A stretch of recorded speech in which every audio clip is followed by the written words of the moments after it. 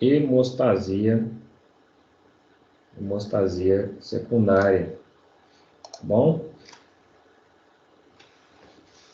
Dentro dessa hemostasia secundária,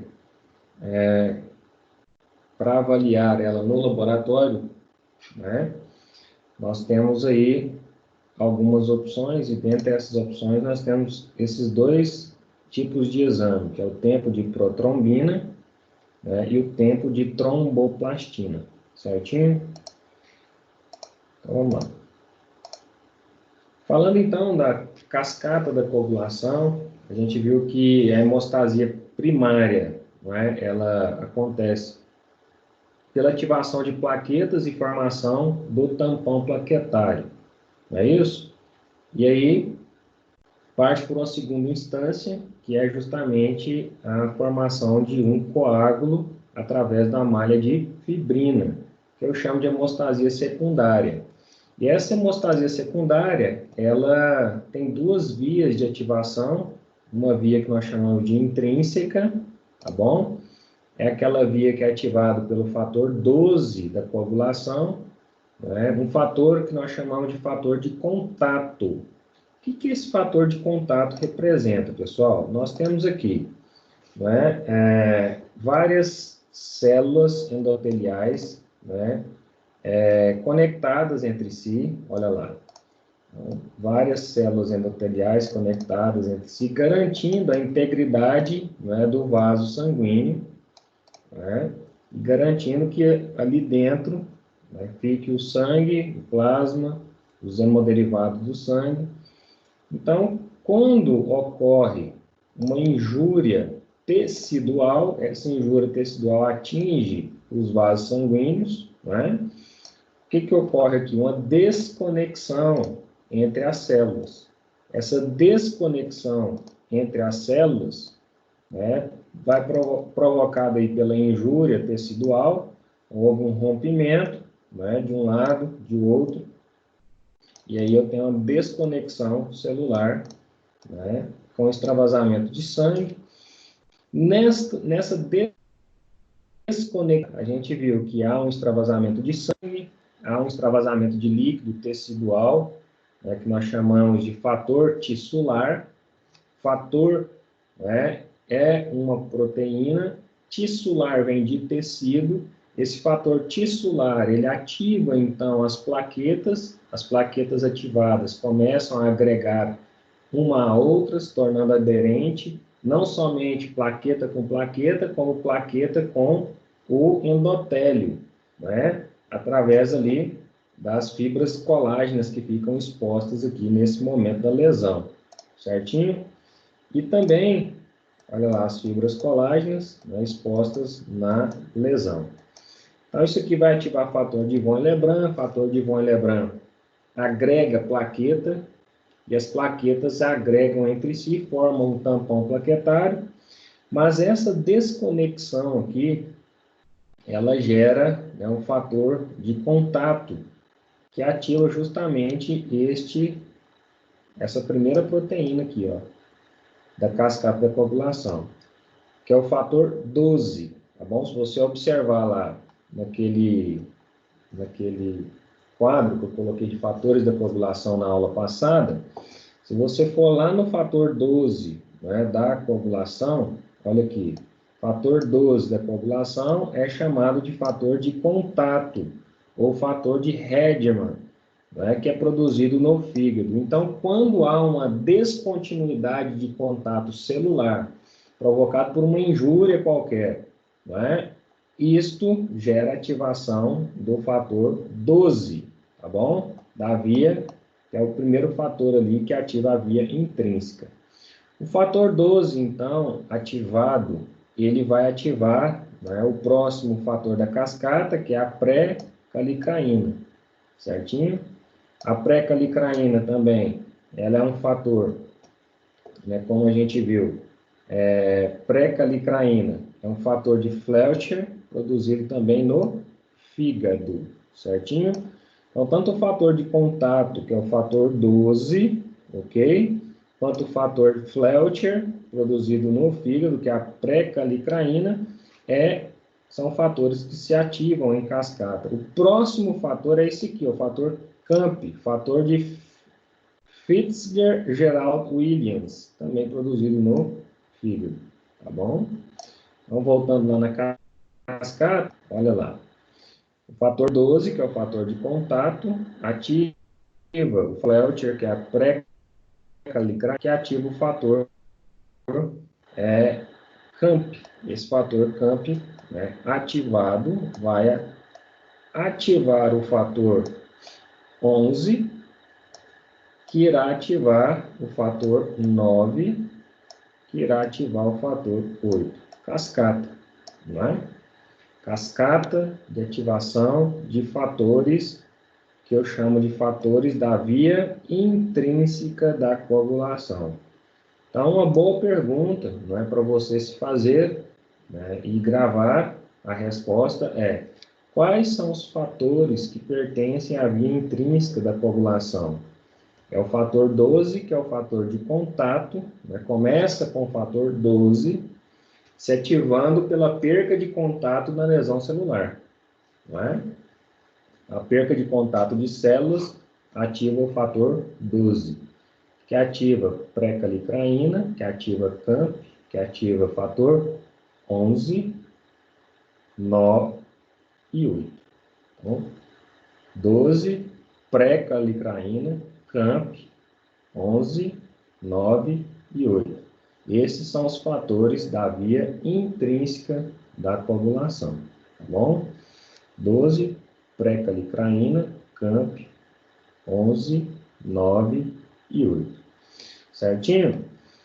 Depois que ativou-se o fator 8 da coagulação, aí o fator 8 ativado, né?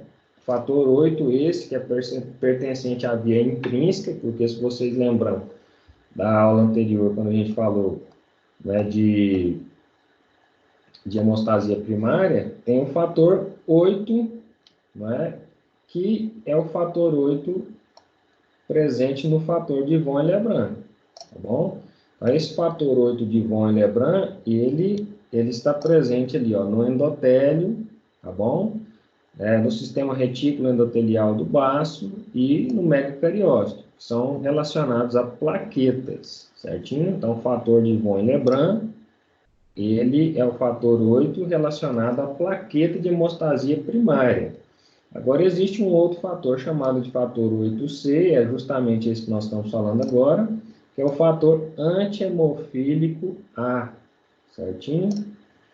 E também tem uma sinonímia aí de globulina AH, tá bom? Produzido aí no sistema retículo endotelial, endotélio dos vasos e fígado, certinho? Então, esse fator 8 aqui, ele ativa, né, a via comum, que começa justamente com ativação do fator 10, olha lá. Via comum começa com ativação do fator 10, certinho? Então, analisando fator por fator, né, o primeiro fator da via intrínseca é o fator 12, fator de contato, certo? Esse é o primeiro fator a ser ativado, certo? O fator 12, ele ativa pré-calicraína, que é o segundo fator a ser ativado na via intrínseca, certo? A pré-calicraína ativa o fator CAMP, que é o terceiro fator a ser ativado. Depois eu vou ativar o fator 11, né? Então, olha aqui, o primeiro, segundo, terceiro, quarto fator a ser ativado. Para ativar o fator 9, quinto fator. E, por fim, ativar o sexto fator, né, da via intrínseca. Então, são 6 fatores, né, pertencentes ali à via intrínseca. 12, pré, CAMP, 11, 9 e 8, tá bom?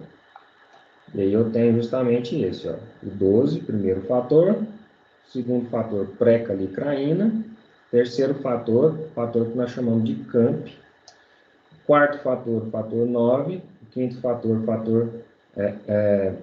quarto fator, fator 11, quinto fator, fator 9, e o sexto fator é o fator 8C, de cascata da coagulação.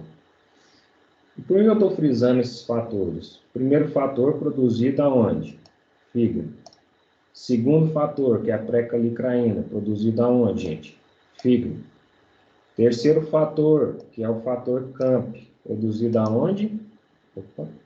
Produzido no fígado. O quarto fator, que é o fator 11, produzido no fígado. O quinto fator, que é o fator 9, produzido no fígado. E o sexto fator da via intrínseca, produzido no fígado, endotélio e sistema retículo endotelial. Então, vocês percebem que os 6 fatores da coagulação da via intrínseca, eles são basicamente, todos eles, produzidos aonde, gente? No fígado, tá bom? Isso é um detalhe muito importante para a gente aqui. Decifrar algumas clínicas, tá bom? Então, fígado. Por quê?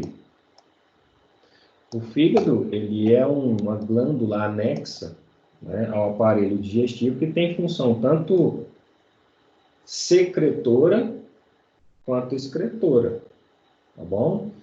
E tem outras funções metabólicas também. Ele não participa só da produção de fatores da coagulação.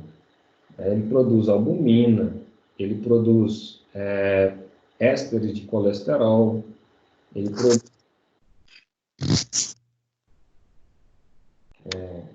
Pessoal, desliga o microfone aí, por gentileza, mademoiselle, né? Então, faz o seguinte aí, o fígado, ele produz, né, vários fatores, né? Entre esses fatores, proteínas importantes como a albumina, né? Ésteres importantes como os ésteres de colesterol, tá bom? E também o fígado, ele é um órgão que converte a amônia em ureia. Então, todo o nosso metabolismo, né, corpóreo, que produz subproduto amônio, tá bom? E principalmente esse subproduto amônio, ele vem de uma síntese ou biossíntese de aminoácidos, que a gente produz isso todos os dias, né? A gente vai ter aí, então, a continuidade, né, de uma excreção de um produto extremamente tóxico, chamado de amônia, certo? E o fígado converte a amônia em ureia, que depois é excretado, pelo rim, tá bom? Então, toda doença hepática, ela não afeta somente vários metabolismos, como também afeta o que, gente? A via intrínseca da coagulação. E isso é um fator importante porque nós estudamos a coagulação como se fosse uma coisa absoluta. A pessoa tem problema da coagulação, né? Ela vai dar um exame de TTPA aumentado. E não é só isso, tá bom? O exame de TTPA aumentado pode ser um problema na via intrínseca da coagulação? Pode, mas também pode ser um problema hepático e não pode ser desprezado essa análise, tá bom? Então, isso é importante, por isso que eu frisei aqui, fator por fator, dentro desse processo aqui, né, do fígado, certo?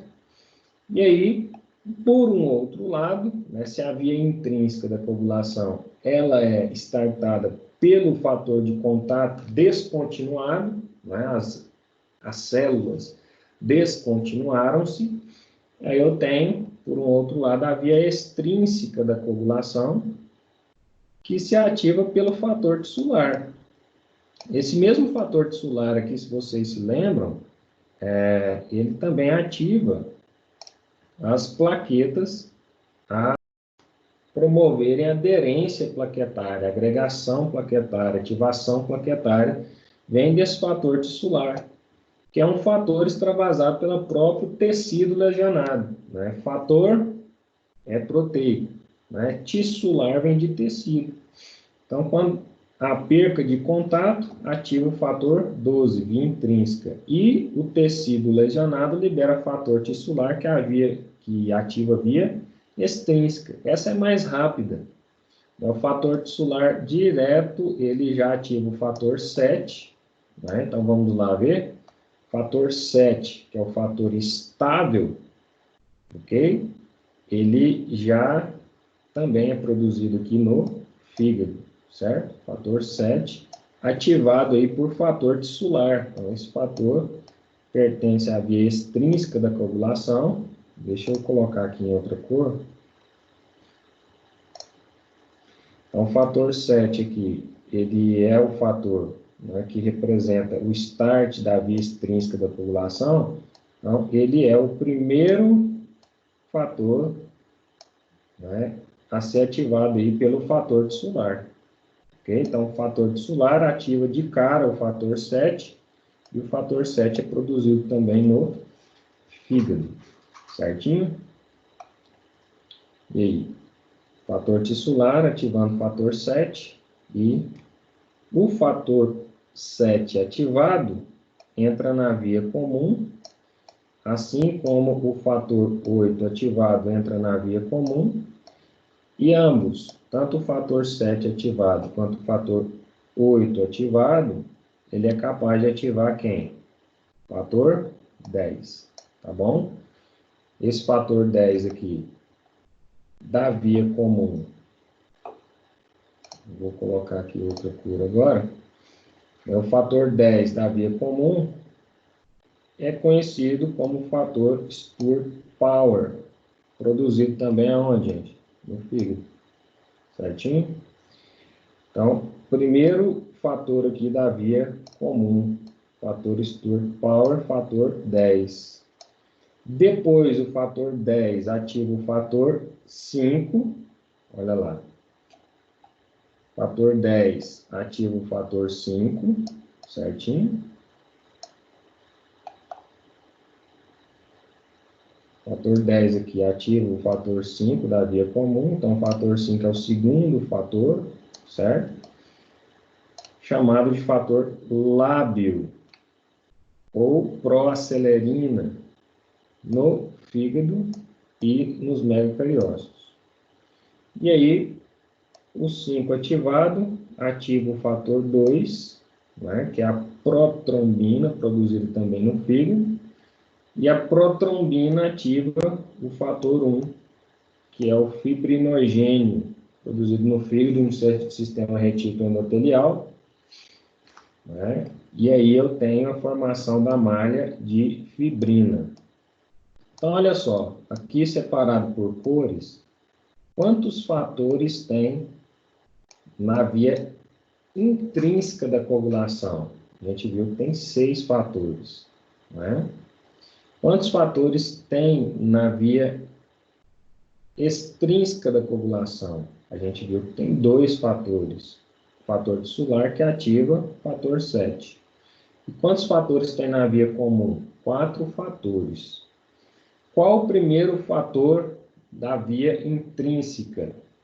É o fator 12, tá bom? Qual é o primeiro fator da via extrínseca? É o fator tissular. Qual o primeiro fator da via comum? É o fator 10, chamado de Stur Power. Todos esses fatores, né, que nós observamos agora, todos, sem exceção, são produzidos no fígado, exceto um. Qual? Fator tissular. Esse aqui é produzido pela própria lesão, que ativa plaquetas e via extrínseca da coagulação. E qual o exame que é feito para analisar essa via extrínseca, professor? É o tempo de ativação de protrombina, ou simplesmente TAP, certinho? Então, o TTPA, que é o tempo de tromboplastina, ele ativa ou analisa o tempo de tromboplastina parcialmente ativada, ele analisa a via intrínseca da coagulação, se ela está funcionando corretamente ou não, tá bom? E a via extrínseca é analisada por esse outro. É o tempo aí de protrombina, que analisando aí a eficácia desses fatores, né, da via extrínseca. E a via comum, não é? Ela sempre termina na formação da malha de fibrina, aonde o fator 5 ativa a protrombina ativada vira fibrinogênio, transforma o fibrinogênio em fibrina. Só porque aqui a gente viu só fator que ativa o fator, né? A gente viu aqui que existem outros fatores não citados, né? Por exemplo, a tromboplastina, né, que é o fator 3, é importante aqui para a compreensão da nossa cascata da coagulação. Então, tromboplastina, fator 3, que está presente em tecidos em geral, e que a gente usa a tromboplastina, né, lá na análise do TAP e do TTPA. A gente vai ver logo em seguida. O fator 4, que é o cálcio, sem cálcio não ocorre a coagulação, certo? E ele também está presente em tecidos em geral. O cálcio, normalmente, ele fica no complexo de Golgi das células, né, quando necessita de uma contração muscular, ou de uma coagulação, ou de um processo de calcificação, não é? Eu libero esse cálcio, ele não pode ficar aleatoriamente aí à deriva, porque ele também ativa enzimas proteolíticas. Então, o cálcio presente dentro do citoplasma da célula, se ele não for armazenado num local específico, esse local é o complexo de Golgi, por isso que a gente tem essa organela citoplasmática na nossa célula. Se ele ficar ali no citoplasma, ele ativa enzimas proteolíticas, que são as nucleases, digerem o núcleo. As proteases digerem as proteínas celulares e levam à morte a célula a uma morte celular, tá bom? Então, o cálcio, ele é um elemento que ele fica disponível dentro desses complexos de Golgi. Quando precisa ser utilizado, a gente coloca ele em ação. Quando não necessita dele, ele é recolhido novamente para o complexo de Golgi, certinho? E ele é fundamental nos processos de contração muscular, nos processos de coagulação, nos processos de constituição estrutural óssea, né, e dentária, certinho? Então, dois fatores aqui, olha, a tromboplastina, né, que é nos tecidos em geral, que a gente vai ver ela, e o cálcio. São os dois fatores não citados aqui. O fator 13, fator estabilizador de fibrina, ou fibrinase, tá bom? Fator estabilizador de fibrina ou fibrinase, produzido no fígado ou megacariócito. Esse fator estabilizador de fibrina ou fibrinase serve para quê, gente? Depois que o coágulo for formado, né, ele não pode ficar eternamente ali. O coágulo ele foi feito para ser transitório, ele foi feito para, momentaneamente, trazer de volta a homeostasia da circulação, ou seja, alguma injúria provocou um quadro hemorrágico, aí eu ativei a coagulação primária, formando tampão plaquetário, e para sedimentar esse tampão plaquetário, eu ativei as proteínas da coagulação para sedimentar um coágulo, né? É igual quando eu estou construindo uma represa. Primeiro eu jogo as pedras, mas se eu não sedimentar essas pedras, a água começa, por pressão, a encontrar um caminho no meio das pedras. Ou seja, só o tampão plaquetário não é suficiente para estancar quadros hemorrágicos, né, de longas injúrias. Então, eu preciso sedimentar isso daí, concretando as pedras, que seriam as plaquetas. Quem faz esse papel? O coágulo.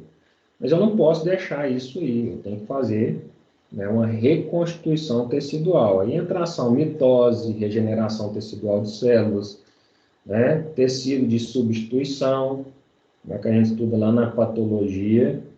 E aí eu tenho a reconstituição tecidual da lesão. Reconstituiu, eu não preciso mais do coágulo. Então, aí entra a ação, fator 13, que é o fator estabilizador da fibrina, que é uma fibrinase, que vai aí, aos poucos, tá? Gradativamente, eliminando o coágulo. Eu não posso soltar fragmentos de coágulo. Você tem que observar o seguinte: assim como o coágulo não pode ficar à deriva, porque vai provocar uma isquemia, entupimento de microcirculação, depois que ele se forma, ele também tem que ser dissolvido com segurança. Não posso desprender aleatoriamente placas de coágulo para que essas placas de coágulo venham aí atingir a microcirculação, provocando uma embolia, um entupimento dessa microcirculação, levando a um outro quadro, que é a isquemia, tá bom? Um quadro trombótico, certo? Conhecido aí popularmente como trombose. Então, entra em ação o fator 13, que é o fator, né, da fibrinase, provocando aí a questão da dissolução do coágulo, certo? E essa proteína C, a proteína C reativa, que a gente conhece lá da bioquímica, e proteína S também faz parte aí das proteínas de fatores da coagulação. Olha lá. No tempo de protrombina, perdão, deixa eu só... Isso. No tempo de protrombina, que é o famoso TP, que avalia a via extrínseca da coagulação, né? Então, consiste em adicionar tromboplastina. Opa, Éden, eu lembro dessa palavra, né?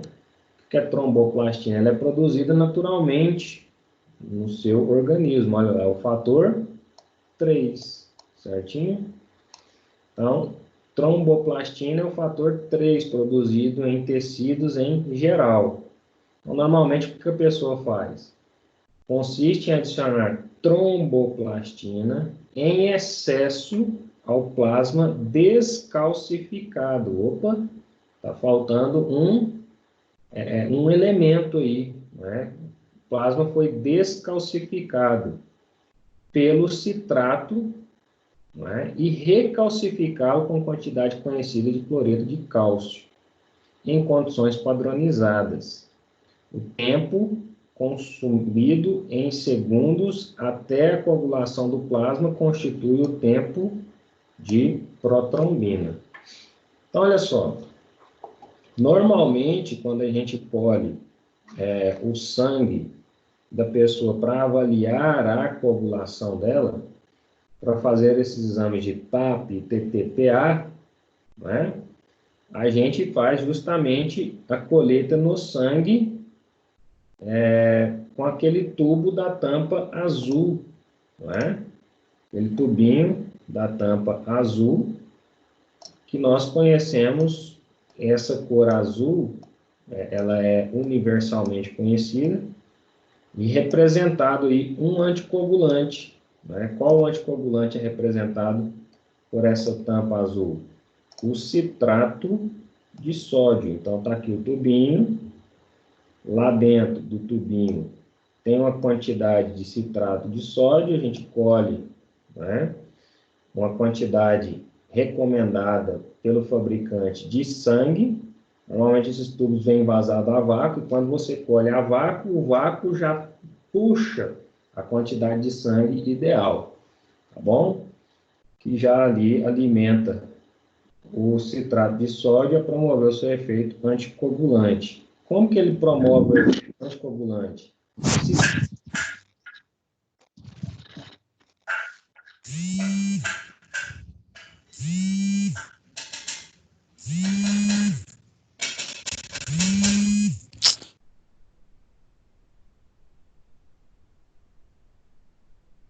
Nádia.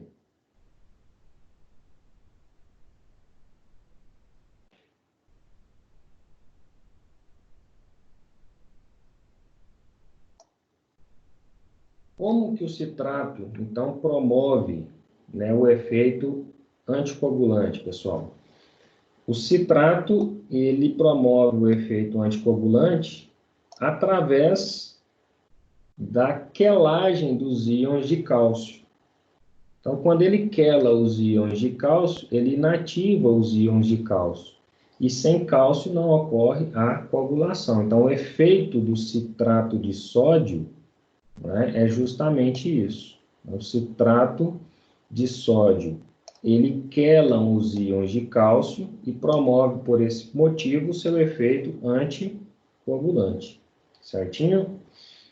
E aí é justamente por isso que a gente colhe, para fazer o estudo da hemostasia, a gente colhe neste tubo contendo citrato de sódio, tá bom? Que é o topo da tampa azul. Então, citrato de sódio. Uma observação é que esse tubo ele nunca pode ser de vidro, tá bom? Porque o vidro ele estimula o fator 12, fator de contato, ok? Então, esse tubo ele tem que ser de plástico, citrato de sódio. Por que eu estou falando isso para vocês? Vai chegar, né, alguma oportunidade de vocês estarem dentro do laboratório e ali você vai observar que alguns vendedores chegam tentando vender tubo de citrato de sódio de vidro mais barato. Como que pode uma coisa de vidro ser mais barato do que de plástico? É por causa disso que eu estou falando. Foi feita uma fabricação errada, não é recomendado, e aí tubo de vidro para citrato de sódio é quase que um tubo inútil, por isso que ele vai te vender, tentar vender mais barato, então cuidado com isso. Citrato de sódio, ele tem que ser colocado dentro de tubo de plástico, porque o tubo de vidro ativa o fator 12 da coagulação, que é aquele fator que ativa a via intrínseca da coagulação. Então, o efeito anticoagulante do citrato quelando o cálcio não vai permitir que o sangue coagule, então vai funcionar.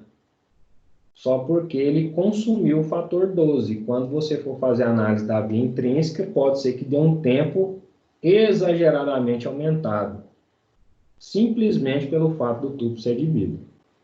Então, nesse exame, que é o tempo de protrombina, perdão, né, consiste em adicionar tromboplastina, que é o fator 13, né, da coagulação, presente em todas as células, como a gente viu, em excesso ao plasma descalcificado pelo citrato. Então, colheu, centrifugou, separou, né, por centrifugação, as hemácias vão ficar aqui no fundo do tubo, né? Acima do tubo vai ficar o plasma citratado. Esse plasma citratado aqui, ele tem que ser analisado em até 2 horas, certinho? Não dá para você analisar um plasma citratado com mais de 2 horas, não. É justamente esse plasma, né, que você vai pegar ali uma quantidade dele e colocar dentro de um tubo para fazer a análise. Professor, Oi. a tromboplastina é fator 3 ou 13? 13. Ah, tá. Perdão. Eu acho que na tabela é 3. 3. Aqui, ó. Eu falei errado. 13 é a fibrinase, tá bom? Então, fator 3 da coagulação, tromboplastina. Eu falei errado aqui, tá bom? E aí, olha só. Esse plasma ele não pode ser analisado depois de 2 horas. Então, a gente tem que analisar entre o momento da coleta, separação, que vai dar ali uns 30 minutos, né, até no máximo 2 horas. Pega lá uma quantidade desse plasma, coloca, né, normalmente é 100 microlitros, né, 50 microlitros, dependendo da técnica. O fato é que você vai pipetar aqui uma quantidade de plasma, tá bom? De 100 a 50 microlitros, dependendo da técnica que você for utilizar ou da automação que você for utilizar, certinho? E aí você vai acrescentar aqui o que? O fator 3, que é a tromboplastina, né? Eu vou representar por esse verdinho aqui, então vou colocar tromboplastina aqui junto, ok? E aí depois, isso vai demorar um tempinho, né? Eu vou misturar a tromboplastina com o plasma citratado. E aí eu vou representar aqui, verde e amarelo dá o que, pessoal? Azul, não é isso? Então, esse azul que eu vou desenhar aqui agora é simbolizando que você homogeneizou esses dois elementos, certinho? Olha lá, mesma quantidade, está misturadinho. O plasma amarelo com o verde da tromboplastina, que é o fator 3. Homogeneizado aqui, você vai aguardar um período de tempo, normalmente, né, vem protocolizado ali dentro da bula do reagente, e aí depois você vai colocar o cloreto de cálcio, certo? Com quantidade conhecida. O que é isso? Você vai pipetar ali 50 ou 100 microlitros, dependendo da sua técnica. Aí eu venho com cloreto de cálcio aqui, né, eu misturo tudo, e aí starta-se o cronômetro. No momento que eu pinguei aqui o cloreto de cálcio ao plasma já adicionado com tromboplastina, starta-se o cronômetro. E aí o tempo consumido em segundos, tá bom? Até a coagulação do plasma constitui o tempo de protrombina. Então, olha lá, a importância. O tempo de protrombina, ele avalia a via extrínseca da coagulação mais a via comum da coagulação, tá bom? Então, o tempo de protrombina avalia a via extrínseca da coagulação mais a via comum. É justamente essa via aqui que ele estará analisando, tá bom? Tempo de protrombina, via extrínseca da coagulação mais a via comum, certinho? Olha lá, avalia a via extrínseca da coagulação mais a via comum da coagulação. E aí a quantidade de amostra é fundamental para precisão, ou seja, você não pode colocar uma amostra aleatória. E aí o que eu sempre falo, muitas pessoas não observam isso em laboratório. E pensam que é frescura do cara do controle de qualidade. Não é. Qual foi a última vez, para você que trabalha em laboratório, qual foi a última vez que você calibrou as pipetas que você trabalha dentro do laboratório? Esse processo de calibração e certificação de pipetas, ele é um processo anual, todo ano ele tem que ser feito, tá bom? Então, a precisão da pipetagem é fundamental, tá bom? Se a técnica for semi-automatizada. E se for automatizada? Normalmente, a automação também, ela passa por controle de qualidade, certo? Por manutenção semestral ou anual, dependendo do volume de uso, certo? Então, precisão, exatidão, né, para obter resultados fidedignos, certinho? E aí, evitar tubo de vidro, como eu falei, um garroteamento prolongado. Isso aqui tem que ser evitado em todos os exames, porque o garroteamento prolongado, ele provoca estase venosa, né? E aí a estase venosa provoca hemoconcentração. E aí todas as suas análises estarão com valor superestimado, né? Se o garroteamento prolongar acima de 1 minuto. Você não pode, de maneira alguma, provocar um garroteamento acima de 1 minuto, tá bom? Formação de bolhas, né? Durante o processo de pipetagem não pode haver formação de bolhas. Traumatizar ou procurar veias. Nesse exame específico, nos outros já dá problema, né? Alteração de magnésio, alteração de potássio, tá bom? Mas especificamente aqui, traumatizar veias, aquela pessoa que fica procurando a veia, não vai assertivamente de uma vez, isso aqui libera muito fator tissular, o que consome muito fator 7, tá bom? E aí vai alterar o tempo de protrombina.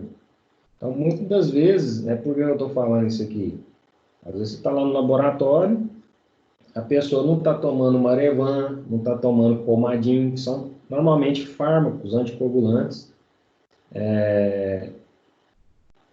da classe aí dos cumarínicos, né, que ativam aí a questão da vitamina K, os fatores de coagulação dependentes de vitamina K, produzidos no fígado. Ou seja, vai dar tempo de protombina aumentado sem que a pessoa esteja tomando anticoagulante. E aí é um erro lá da coleta, certo? E a gente tem que estar atento, porque não é só fazer exame e liberar como linha de produção. É para isso que existe o biomédico validando todos os processos. E é por isso que eu sempre sou a favor de biomédico desde a recepção até a liberação do exame. Bom, então, normalmente, nos laboratórios que eu faço, esse é um critério meu, tem que ter um biomédico responsável lá no posto de coleta, olhando o processo de coleta e sempre enfatizando esses procedimentos aqui. Porque se você for deixar na mão, né, de uma pessoa que não tem esse conhecimento que vocês agregam dentro do ambiente acadêmico, ela não vai entender o porquê que não pode procurar a veia. Ela vai falar assim, esse cara é chato demais. Não é chatice, é critério de qualidade para promover a exatidão das minhas análises. Então, realizar teste após 4 horas de coleta, não é? Então, não tem que realizar nenhum teste após 4 horas de coleta. Eu falei 2, porque o rigor é, a partir de 2 horas, o negócio já começa a alterar. Uma coisa que era para dar 12 segundos, começa a dar 13, começa a dar 14. E aí 4 já é inadmissível, tá bom? Então, 2 horas é o essencial para você colher e fazer o exame. E se precisar de repetir, entre essas 4 horas aqui, tá bom? Repetir na mesma amostra. Mas passou disso, é inviável você fazer a análise. Então, para a coleta, os cuidados é funcionar diretamente na veia, evitar tracionar o êmbolo, já viu? Primeiro que eu acho, né, que coleta por seringa é só em ocasiões especiais, onde a coleta a vácuo não pode ser naquele momento aplicada. Mas tem gente que colhe sempre com seringa e fica tracionando o êmbolo. Não, gente, você tem que puxar naturalmente, certo? Evitar formação de vácuo, usar citrato a 3,8%, essa é a concentração recomendada. Usar seringas de plástico, porque o vidro você já sabe que ativa os fatores da coagulação. Acho que ninguém usa seringa de vidro mas mais uma vez aí falando, né? Cuidados, após a coleta, separar imediatamente o plasma. A centrifugação desse material ela tem que ocorrer a 3.000 RPM durante 10 minutos. Por que eu falo isso? Normalmente na bioquímica o pessoal coloca para centrifugar 3.000 RPM a 5 minutos para separar soro, para fazer análise de glicose, bioquímica, etc. e tal. Para o plasma se tratar tem que ser 10 minutos no mínimo. Tem protocolos que aceitam 15 minutos, tá bom? De centrifugação. Realizar o tempo de protombina em até 4 horas, já coloquei o critério, após a coleta, e desprezar as amostras com microcoágulo. Por quê? Se tem microcoágulo, consumiu o fator da coagulação. Essa análise, esse material é impróprio para a minha análise. Após a coleta, separar imediatamente o plasma. Isso aqui já foi, né? E a temperatura do ensaio, ele deve simular a temperatura corpórea, né? 37 graus Celsius, variando para 36,5 a 38,5, tá bom? Graus Celsius. O método de aplicação é o método de Quick, né? Aonde os valores de referência de atividade de protombina, né, são de 70% a 100%, ok? Os valores acima de 100% não têm significado patológico. Então, quando a gente está fazendo a análise do tempo de protrombina, a gente analisa o tempo em segundos, não é? Então, o tempo de protrombina, ele é analisado em segundos. Normalmente, são valores que variam de 11 a 15 segundos, tá bom? E aí tem uma tabela de índices internacionais que nós chamamos de INR. Esse INR aqui, ele é um valor, né, variável até 1, ok? 1,00. E aí tem a atividade. Essa atividade é mensurada em porcentagem, tá bom? Como vocês estão vendo aqui. São os 3 valores que a gente libera nesse exame. Atividade. E aí a atividade da coagulação normal é de 70% a 100%, ok?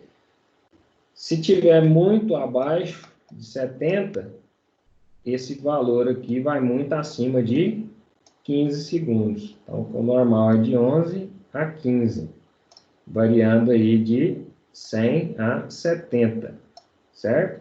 Se estiver acima de 15, aí começa a dar 60, 50, 30, dependendo do tanto, né, de tempo que eu gasto aqui para formar a malha de fibrina, através do processo de reconstituição do plasma citratado com cálcio e com o fator 3 da coagulação, tá bom? E os valores de 100% não tem significado clínico, ou seja, valor de 3% ou abaixo de 11, às vezes lá a sua análise deu 10 segundos, 9 segundos, né? Não tem significado clínico, certinho? Então, ou significado patológico, significa que a coagulação está eficaz. Tem algum significado quando ela perde atividade e o tempo eleva. Aí eu tenho que analisar, esse tempo da protrombina está elevando, é porque a pessoa tem uma deficiência da coagulação, ou ela está tomando anticoagulante, ou essa pessoa tem alguma deficiência hepática, ou é algum problema lá na coleta, tá bom? Então, são 4 pontos cruciais aqui que eu tenho que analisar antes de liberar esse resultado, ok? A coagulação, então, a tromboplastina, né, ela ativa, junto com o cálcio, a protrombina. Lembram lá da protrombina? Então, tromboplastina, junto com o cálcio, ativa a protrombina, que é o fator 2, tá bom? Então, o fator 10 ativa o fator 5 ativa o fator 2, que na presença de tromboplastina, que é o fator 3, e cálcio, tá bom? Vai fazer o quê?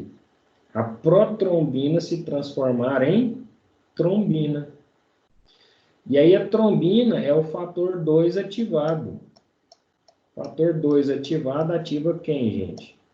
O fibrinogênio.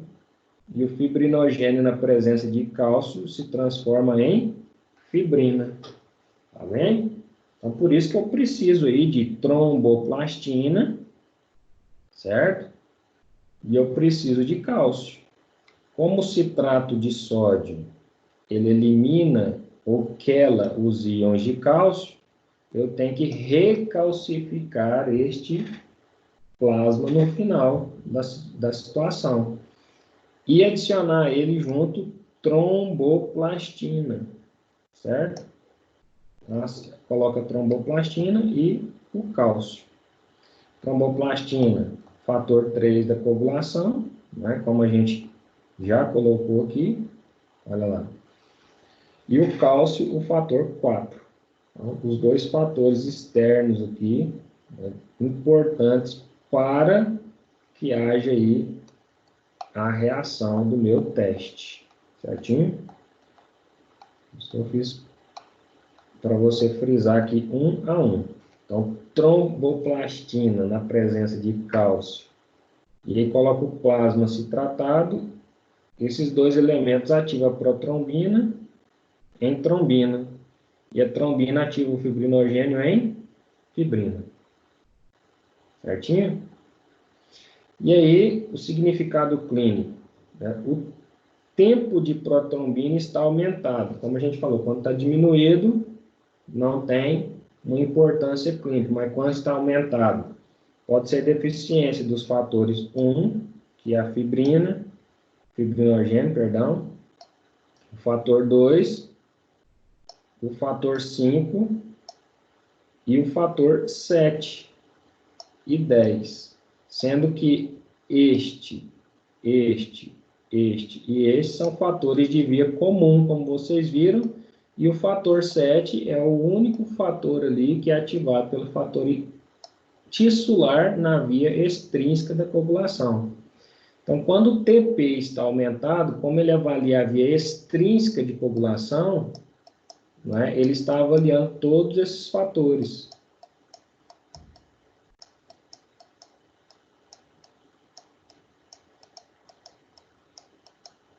E aí o uso de coagulantes orais, como os dicumarínicos, e aqui eu cito o exemplo do Marevan, né? São os fármacos mais utilizados aí, nessa circunstância, Marevan e Colmadin.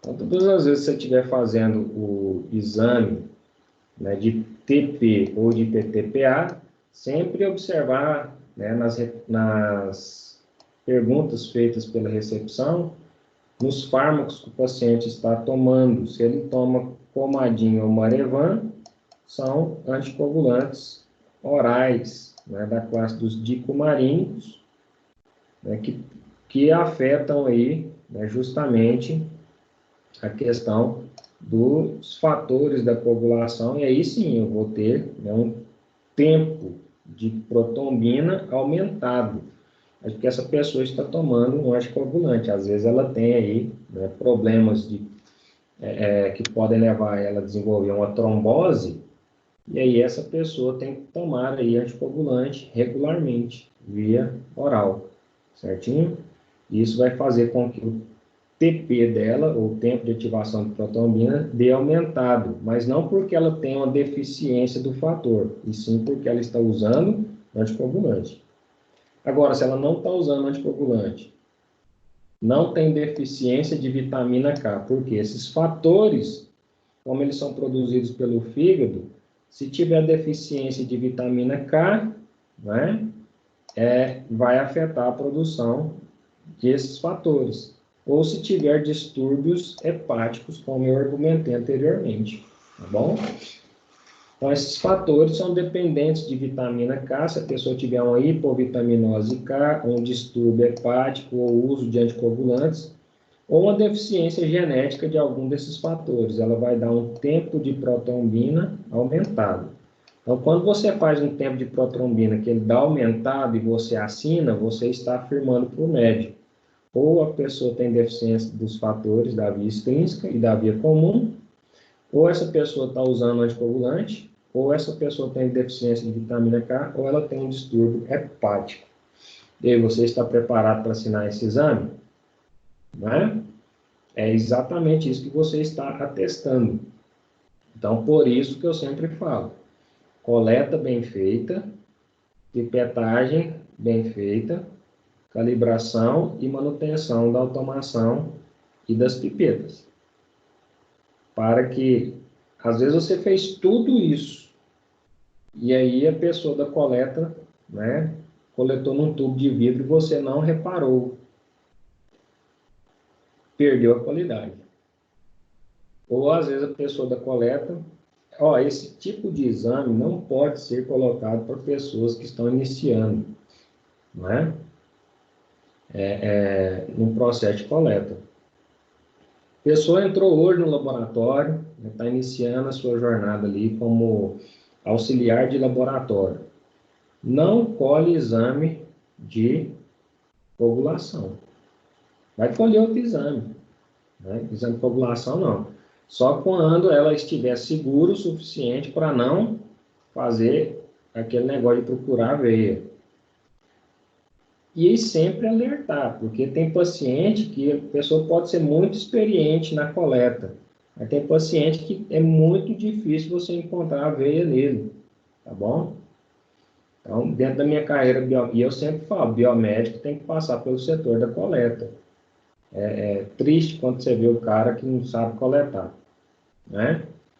Então, ele não tem nem autoridade para instruir, essa que é a verdade. Então, a coleta e o saber coletar é importante.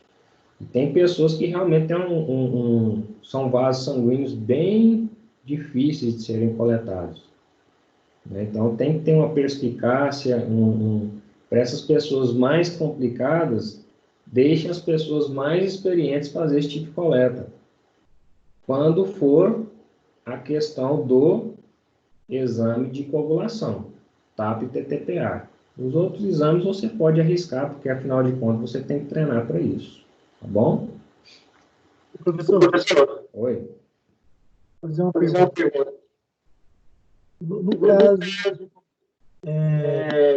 isso usa a pessoa que tem trombose, ela pode utilizar esses dois medicamentos, né? Pode utilizar esses dois medicamentos aí. Aí no caso, a pessoa da recepção, ela não faz esse questionamento. Isso passa batido, assim. No resultado, vai ter interferência, né? Vai dar um E nesse tempo de protrombina aumentado. E nesse caso, o biomédico vai atestar uma coisa que ele não foi passado para ele, né? Então, Aí a pergunta eu te faço, você vai liberar esse exame? O poder continua na sua mão, né? É por isso que a gente está passando aqui pela graduação. Então, se não tem nenhuma informação que a pessoa toma um anticoagulante, e se o tempo de protrombina está aumentado, né, aí você vai ter que buscar essa informação, né, de alguma forma. Se a recepção falhou, eu normalmente faço assim, Robson, e aí eu sempre gosto do critério mentoria, né?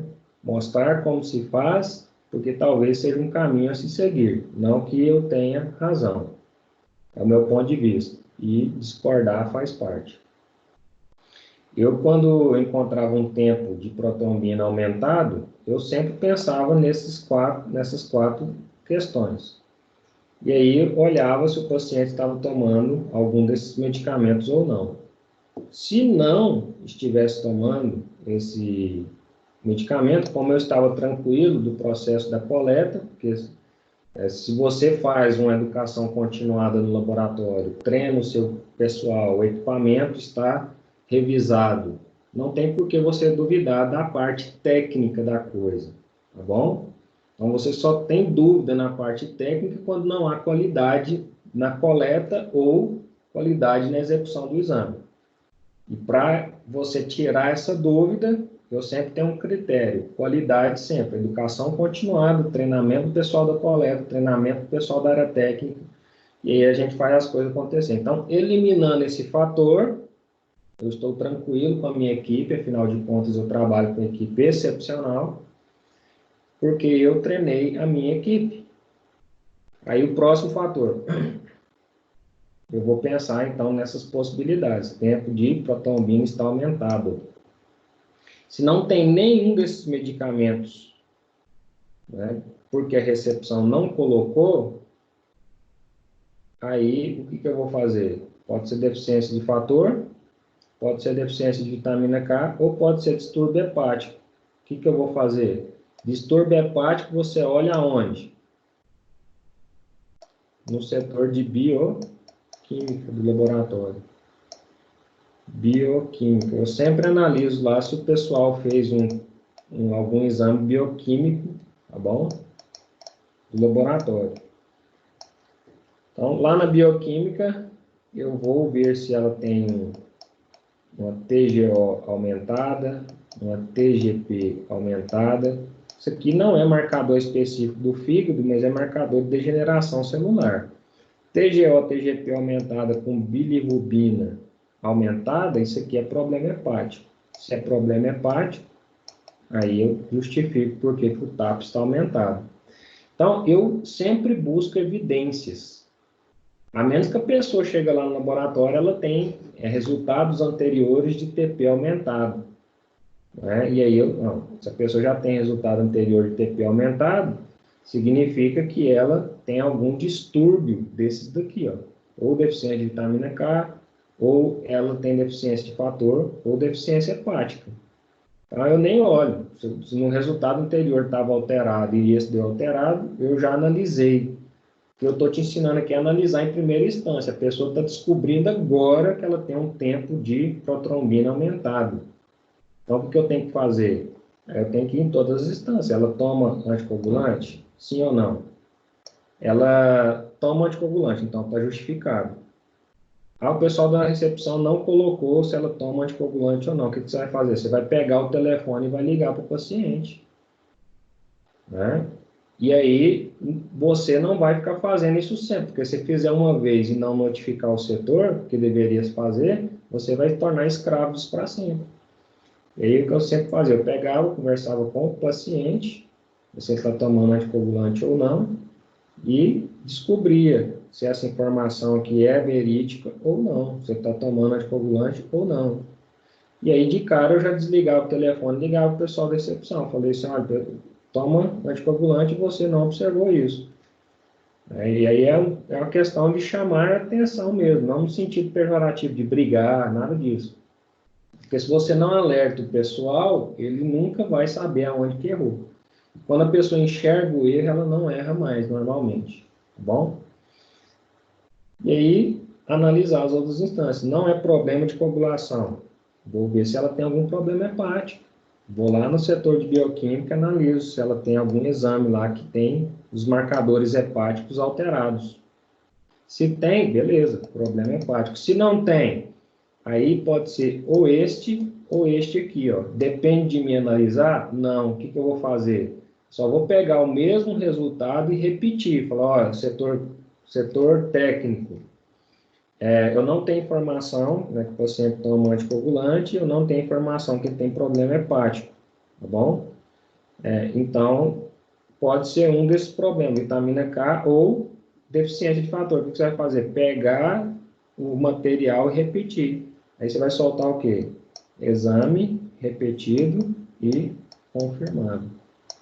Ou seja, o médico vai entender que você analisou tudo isso aqui e que você chegou à conclusão de que o resultado estava alterado, você repetiu e confirmou que esse resultado está alterado. E aí você pode até sugerir nas suas observações, né? Para um exame, eu sempre fazia isso, para um exame, né, de tempo de protrombina aumentado, aí você coloca isso aqui na observação, pode ser X, Y, Z, W situações, né, que geram isso. Sugerimos a critério médico a análise, né, dos fatores da coagulação ou da vitamina K, tá bom? É uma forma ali de você mostrar para o médico que você está antenado no porquê e naquilo que você está liberando. Então, em razão das condições técnicas operacionais de cada laboratório, né, o tempo de protrombina pode variar de um laboratório para outro. Métodos manuais tendem a dar tempos mais longos que os métodos automatizados, né, que utilizam aí a leitura óptica em seus aparelhos. Tá bom? E é importante que cada laboratório estabeleça seus próprios valores de referência, traçando sua própria curva de calibração. Ok? E aí, para fazer essa curva de calibração, basta você pegar o soro puro, o soro diluído 1:2, o soro diluído 1:4 e o soro diluído 1:10. Que soro que é esse? Um soro controle. Né? Para você calibrar alguma coisa, você precisa de algum calibrador, alguma substância padrão. E eles vendem isso? Vende. Tá bom? E aí você vai pegar o soro padrão puro, diluído 1 para 2, diluído 1 para 4 e 1 para 10. O soro puro, ele tem que coagular 100% de atividade. Diluído 1 para 2 na metade, então ele tem que dar 50%. Diluído 1 para 4 é 25%, e 1 para 10, 10%. E aí o tempo no puro tem que dar valor normal, 10, tá bom? 50%, 16, 1 para 4, 28 segundos, e 1 para 10, 52 segundos. Aí você faz e estabelece a sua curva de calibração na automação, tá bom? E aí sempre vai gerar um gráfico da sua automação, ou seja, seu aparelho está devidamente calibrado, né, com soro controle, onde você fez a diluição dele por 1 para 2, 1 para 4, 1 para 10, e plotou, né, os resultados em atividade e os segundos que deram. O aparelho vai se calibrar automaticamente, certinho? Isso aqui é um tipo de técnica que você pode fazer manual, mas eu particularmente não recomendo. Você viu que dá um tempo aumentado e você perde eficiência. O que eu sempre recomendo para os meus alunos, professor, lá onde eu moro, em Longe City, né, não tem nenhum aparelho de automação, mas com certeza tem um laboratório de apoio, onde você pode colher o sangue, congelar o plasma e mandar para o laboratório de apoio fazer uma análise automatizada para você, certinho? E aí, automaticamente, você vai estar liberando um resultado mais fiel, né, do que fazer isso manual, tá bom? Eu não aconselho ninguém a arriscar fazer isso aqui manual. A gente pode até ensinar para vocês, mas fazer eu não recomendo, tá bom? Se não tiver pelo menos uma automação ou uma semi-automação de leitura ótica, eu não recomendo, tá bom? E aí o plasma controle, olha, ele já vem as plotagens aí em 100%, né, teria que dar aí 11 segundos. Tempo do plasma controle, 11 segundos, tá bom? E aí quando diminui aí, você faz uma diluição 1 para 2, né? Então a porcentagem ela vai diminuir, ela vai cair, né, para 50%, né? Então ele vai aumentando o tempo, certinho? E aí tem o tempo do paciente, né, de acordo com o plasma controle. E aí o tempo que deu do paciente em segundos, você pode mensurar a porcentagem. Por exemplo, no seu exame, né, no plasma controle, deu 11 segundos, né, e no paciente deu 11 segundos. Então, você tem uma atividade de 100%. Seu plasma controle deu 11 segundos. O paciente deu 12 segundos. Então, o paciente tem uma atividade de 85% em relação ao seu plasma controle.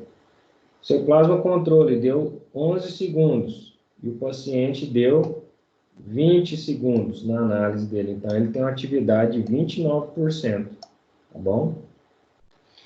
Mas, na sua análise, o 100% do seu plasma controle deu 12 segundos. Não tem problema, você vai analisar essa segunda coluna aqui. Mas que louco, professor, o meu plasma controle deu 15 segundos. Então, você vai considerar 15 segundos como sendo o seu 100%.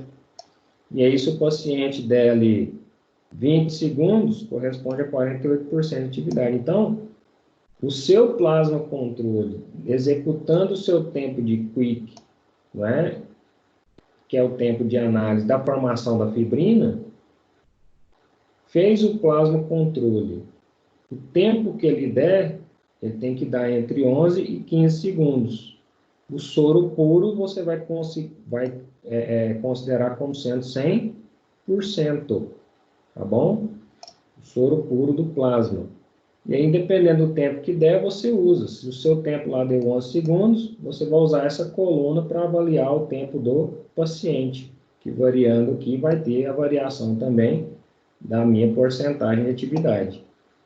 Se deu 12 segundos, você usa essa coluna. Se deu 13, usa essa, 14 essa e 15 essa. Se deu 16, professor, você errou a técnica. tá bom? O normal é dar 11 ou 12 segundos no máximo. Ele dá aqui um intervalo, né, porque pode acontecer essas variações. Mas o normal é ficar entre 11 e 12 segundos, tá bom? Limitação do tempo de protrombina. O tempo de protrombina é usado como monitor da terapia de anticoagulante oral. Porém, os resultados têm sido atualmente expressivos na forma de tempo em atividade. Dessa forma, o resultado em um paciente numa mesma amostra era diferente, pois dependia do laboratório e da tromboplastina utilizada. O que é isso? Um laboratório dava 11, né, outro laboratório dava 14. Dependendo da tromboplastina que ele estava utilizando, ou seja, do fabricante que fez o fator 3, certo? E aí, por exemplo, um fator, se for medido só na atividade, no meu laboratório aqui deu 11, e o tempo do paciente deu 15. Então, a atividade dele seria 50%. Ah, mas nesse outro laboratório aqui deu 12, né, segundos. E aí, os mesmos 15 segundos, ao invés de 50, vira 62. Certinho? Então, é isso que ele está falando aqui. E aí, essa questão do controle com atividade, né? O que ele está falando aqui, olha. O tempo do paciente, né? A deu 16 segundos, paciente B, utilizando a tromboplastina, perdão, A deu 16 segundos, tromboplastina B deu 18 segundos e tromboplastina C deu 24 segundos. E aí o plasma controle, né, deu 12 segundos aqui, 12 segundos aqui, 11 segundos aqui. Com certeza vai variar a atividade, porque variou a tromboplastina, tá bom? E aí eu vou ter reações diferentes, certinho? E aí ele sempre utiliza essa questão, né, do ratio, certo? Esse ratio aqui é a relação, é onde ele faz a relação entre plasma controle e plasma do paciente, certinho? Então, aí eu tenho o que nós chamamos de ratio, ou relação, que é o tempo de plasma, né, tempo de protrombina do paciente dividido por tempo de protrombina do controle. Então, nessa tromboplastina A, deu 16 segundos o tempo do paciente. O plasma controle deu 12 segundos. Então, 16 dividido por 12 dá um ratio de 1,3. B, deu 18 segundos o plasma do paciente e o controle 12 segundos. 18 dividido por 12, 1,5. Então, esse ratio aqui, quanto mais ele aproxima de 1, significa que a sua reação ela está bem padronizada, tá bom? O seu reagente é um reagente de boa qualidade, certo? E aí, olha só, essa C aqui deu um ratio de 2,2, certinho?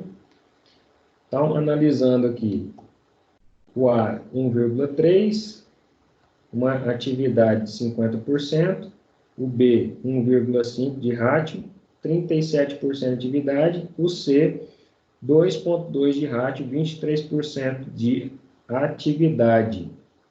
E olha só, não houve grandes variações no plasma controle, apenas no plasma do paciente, utilizando diferentes reagentes de tromboplastina. Certinho? E aí, na mesma análise, então se criou esse fator aqui, fator, né, de ratio, ISE e RNI ou INR, tá bom? São fatores para compensar justamente essa questão da variabilidade da análise por atividade, como vocês estão vendo aqui. Pegou-se, então, o mesmo paciente com tromboplastinas diferentes e você viu que houve discrepância aqui de valores, não do controle, mas valores do tempo. Em relação também, houve a variação da porcentagem e uma variação de ratio. E aí eles chegaram nesse ISE aqui, ó, tá bom? Esse ISE e nessa grandeza RNI. E aí, concluindo, o RNI é o antilog, como que eles chegaram nesse cálculo, né? Antilog, que é o log da relação vezes o easy, tá bom? O easy. E aí, olha só. RNI é igual a R, que é a relação, elevado ao easy, certinho? E aí tem essa tabela de conversão do rátio em easy, que a gente utiliza, perdão, do rátio em RNI, através do easy da tromboplastina. Então, quanto mais próximo de 1 for o easy, melhor qualidade vai ter a sua tromboplastina, viu, gente?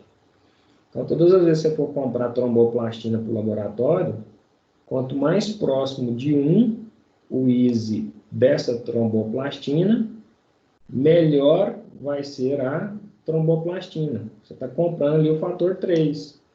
Então, quanto mais próximo de 1, melhor. Tá bom?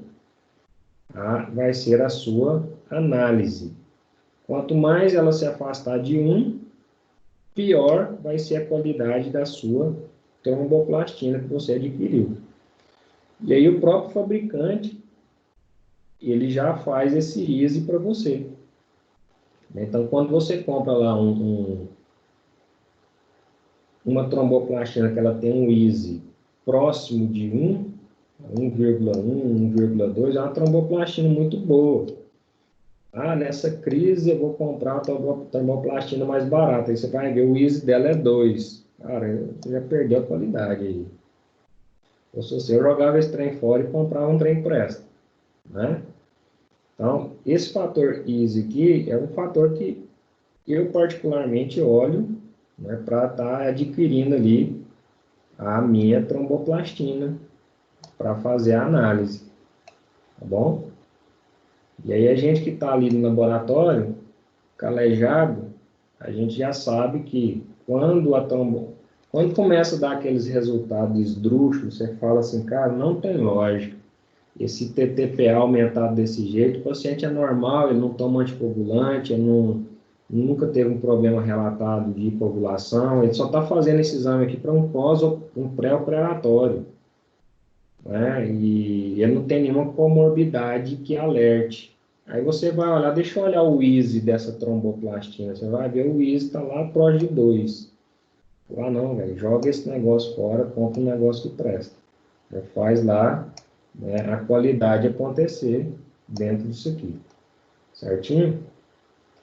Então, exemplo de resultado, a gente sempre solta para o médico ali o plasma controle, né?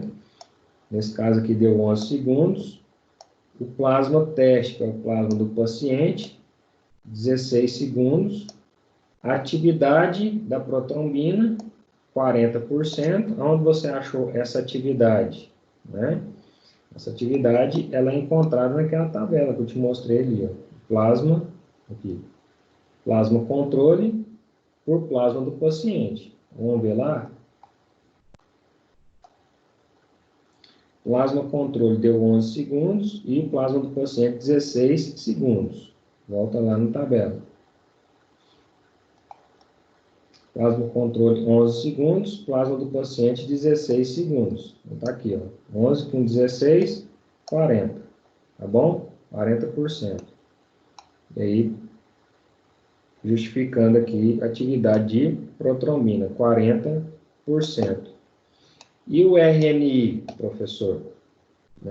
Como você calcula o RNI para liberar para o médico? Porque é através desse RNI aqui, que ele vai fazer o tratamento, né? A gente viu aí que a pessoa utiliza desse resultado do TAP para avaliar se ela vai ter que aumentar a dose do anticoagulante oral ou não, tá bom?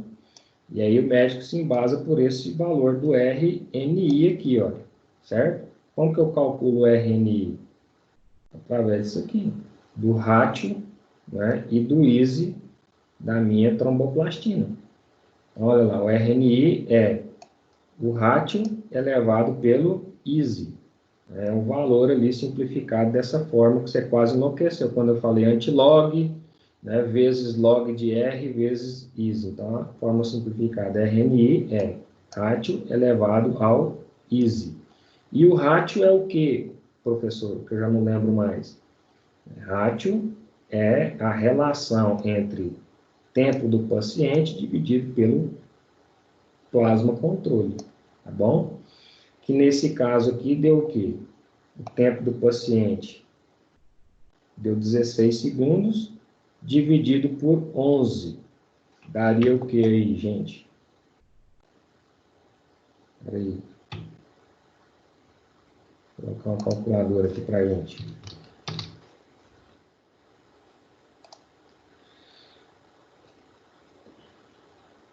Então, o tempo do paciente, 16, dividido pelo tempo do plasma controle, 11 segundos. 1,45, tá bom? Esse seria o meu rátio. Como que eu calculo o RNI? É o rátio elevado pelo ISE. Então, 1,45 elevado pelo ISE, tá bom? E aí vai depender do seu ISE. Né? O ISE, como eu falei, o próprio fabricante, ele te dá o ISE da tromboplastina. Aí você vai pegar deu 1,45 de rátio. Então tá aqui, ó, entre esse e esse, tá bom? Vamos descobrir qual foi o rátio, o ISE dessa tromboplastina. Então deu 2,25 de RNI. Então 2,25 aqui, ó. 2,25. O RNI, o ISE, é uma tromboplastina de 2, certinho? Então, por isso que deu aqui um RNI de 2,25%.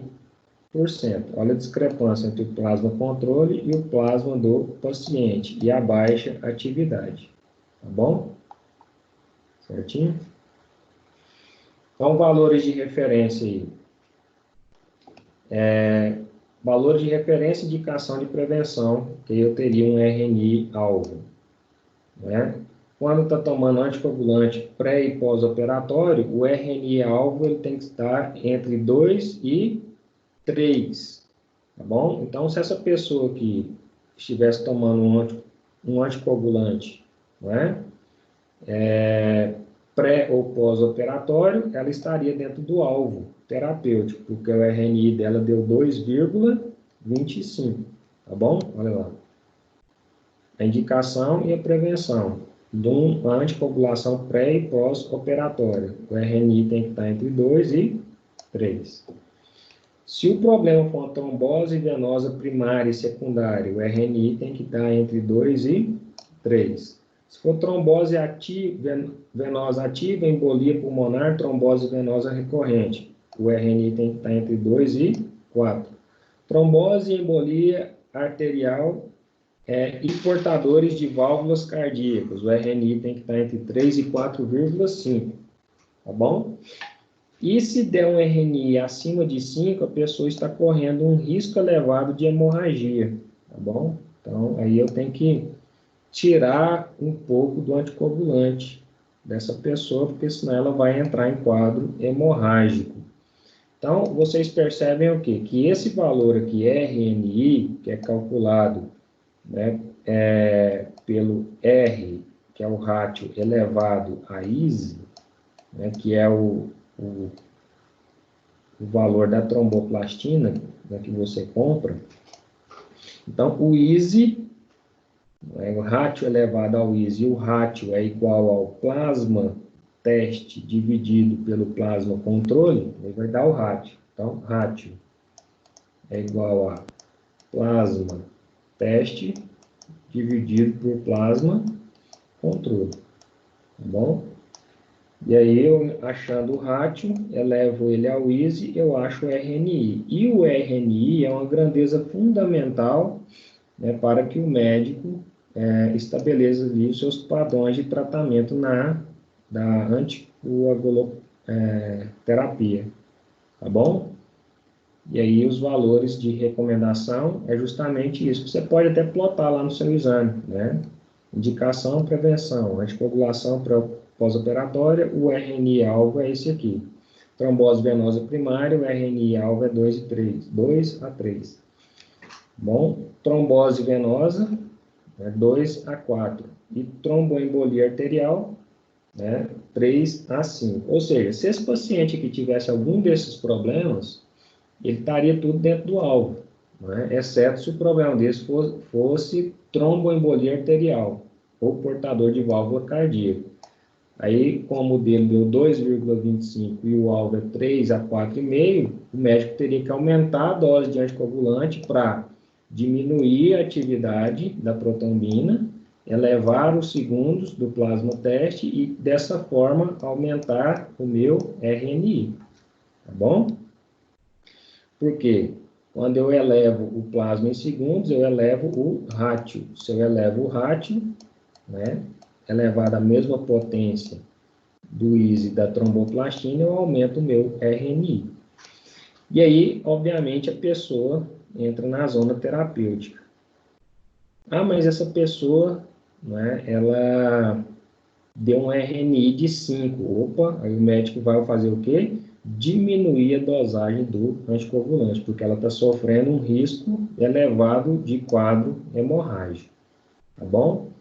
Então, este é o tempo de protrombina, o tempo aí que avalia a minha hemostasia na via extrínseca da coagulação.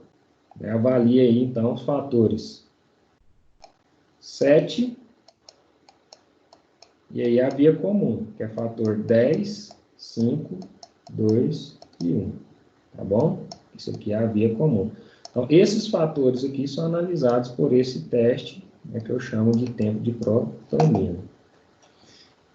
Outro teste, que é o tempo de tromboplastina parcial ativado, TTPA, ele avalia a via intrínseca da coagulação, que aí são os fatores 12, que é o fator de contato, que ativa pré-calicaraína, que ativa CAMP, que ativa fator 11, fator 9, fator 8, que é a via intrínseca. E aí depois ativa a via comum, 10, 5, 2 e 1. Então, consiste na determinação do tempo de coagulação do plasma a 37 graus Celsius após recalcificação em presença de um substituto plaquetário, cefalina lipoproteína, tá bom? E de um ativador, CELIT, que padroniza o início da coagulação pela rápida ativação do fator 12, que é o primeiro fator ali da minha coagulação, tá bom? Fator de contato ou fator de Hedgerman, certinho? Então, o TAP a gente viu, que é a ativação da cascata da coagulação por recalcificação com cloreto de cálcio e com o fator 3, tá bom?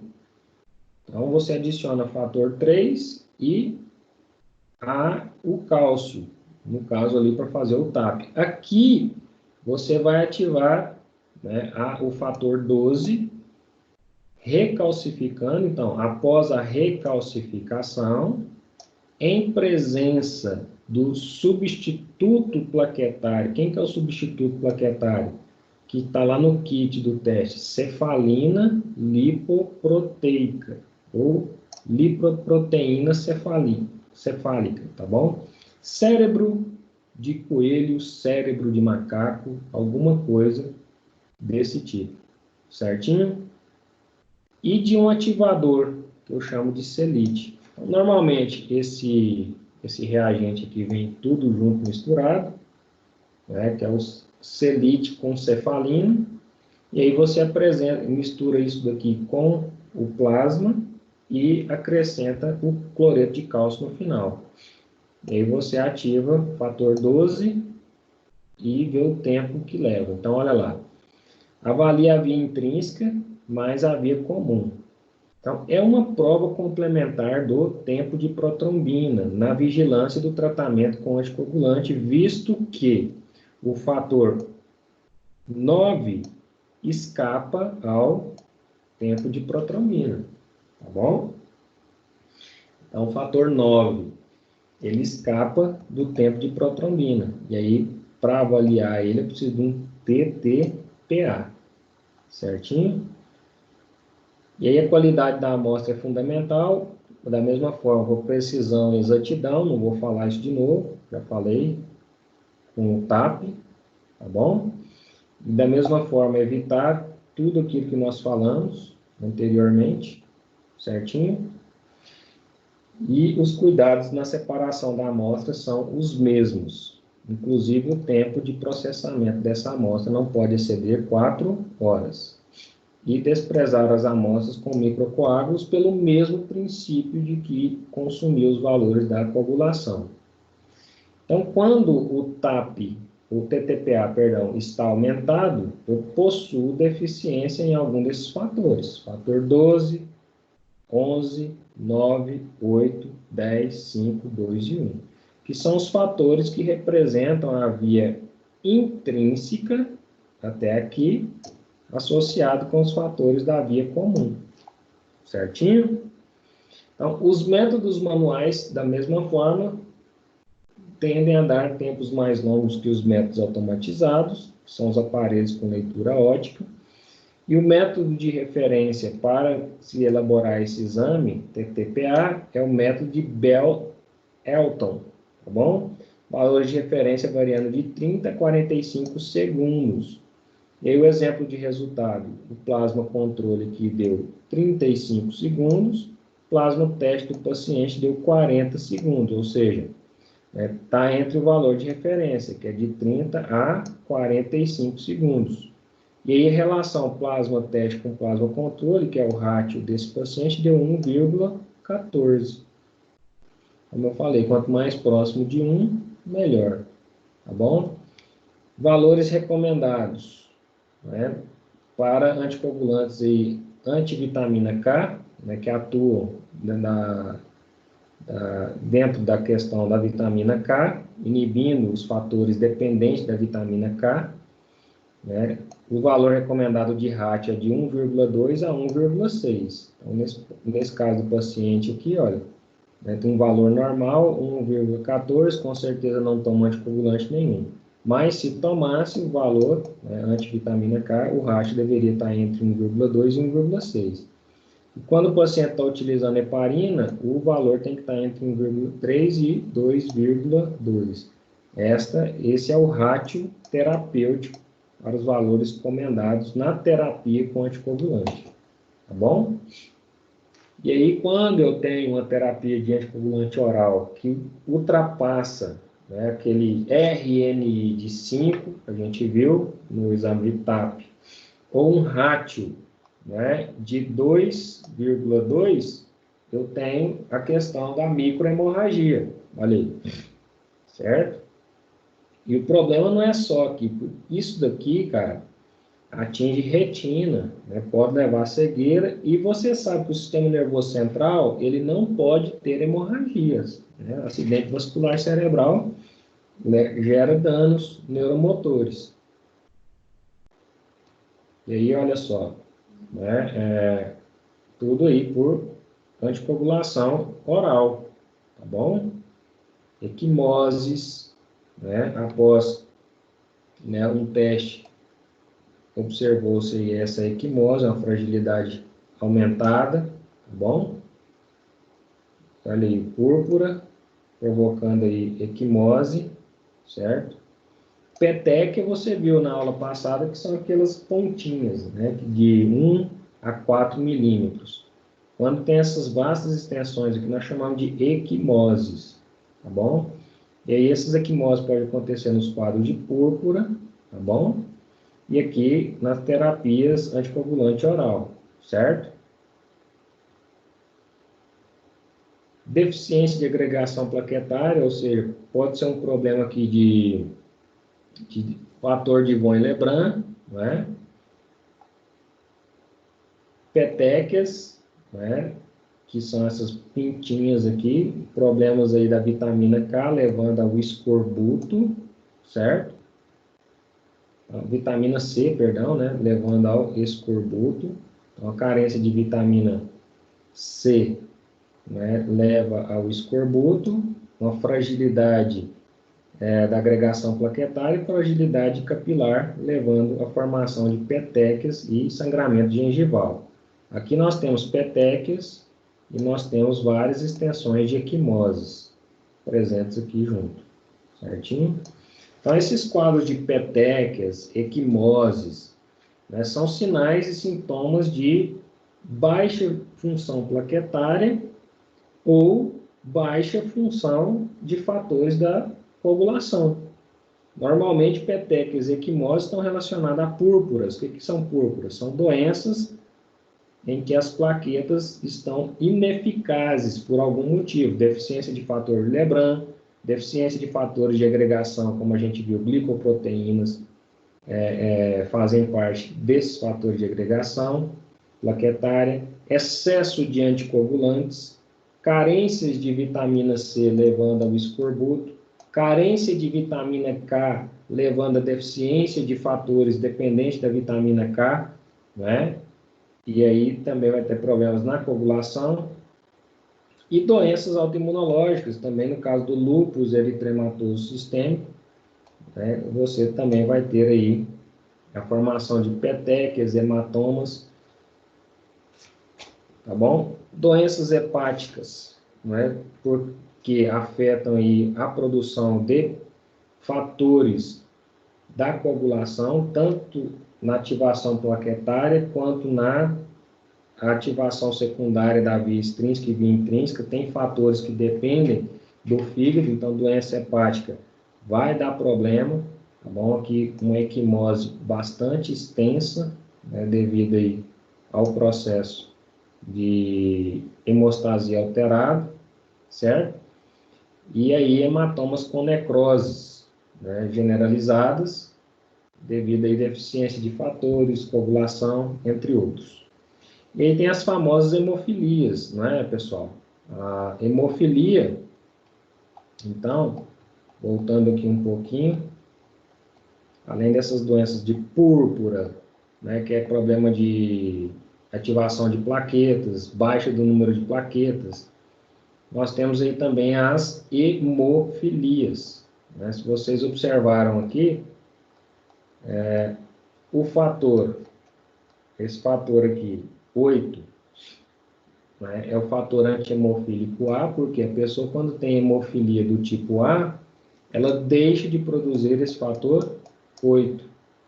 A pessoa, quando tem hemofilia do tipo B, ela deixa de produzir o fator 9, perdão. E quando ela tem hemofilia do tipo C, ela deixa de produzir o fator 11 da coagulação. São doenças hereditárias, genéticas, aonde, se ela tem hemofilia do tipo C, ela não produz esse fator. Se ela tem hemofilia do tipo B, ela não produz esse fator. E se ela tem hemofilia do tipo A, ela não produz esse fator. Ou seja, qualquer uma dessas hemofilias aqui, a pessoa perde a via intrínseca da coagulação, certinho? Então, ela vai ter problemas de coagulação, porque a gente precisa de via intrínseca, via extrínseca, para formar ali uma malha de fibrina no final, certo?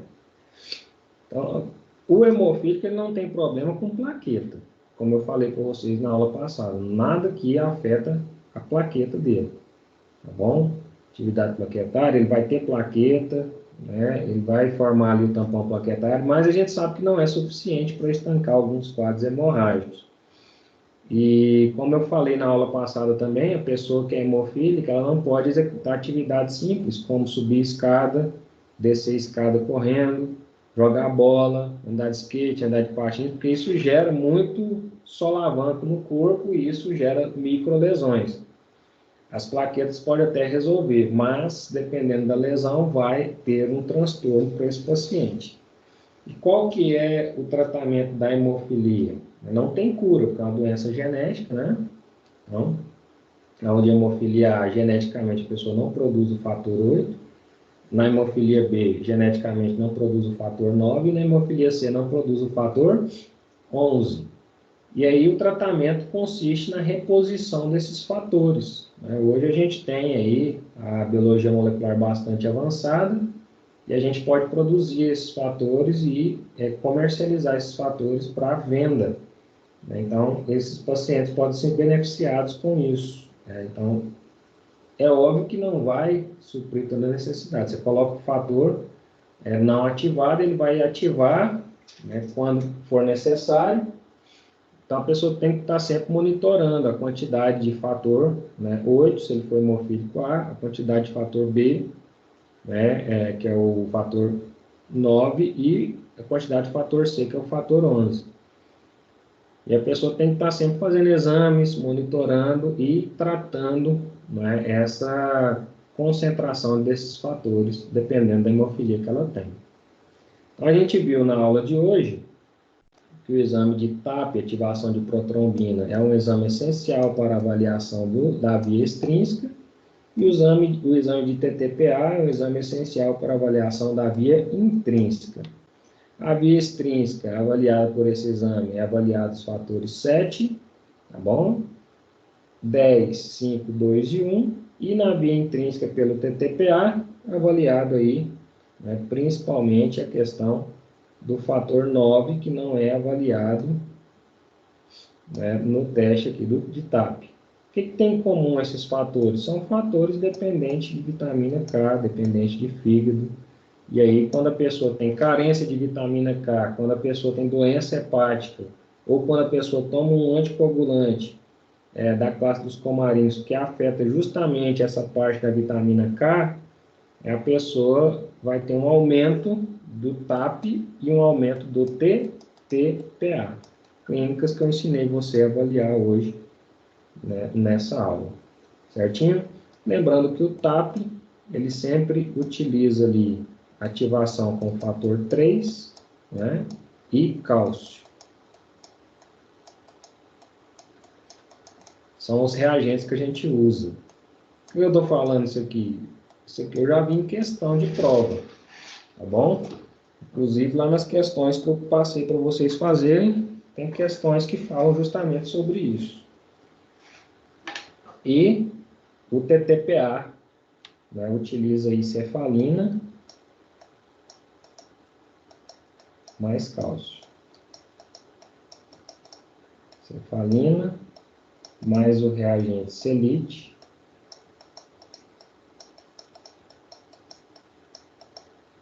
mais cálcio. Tá bom?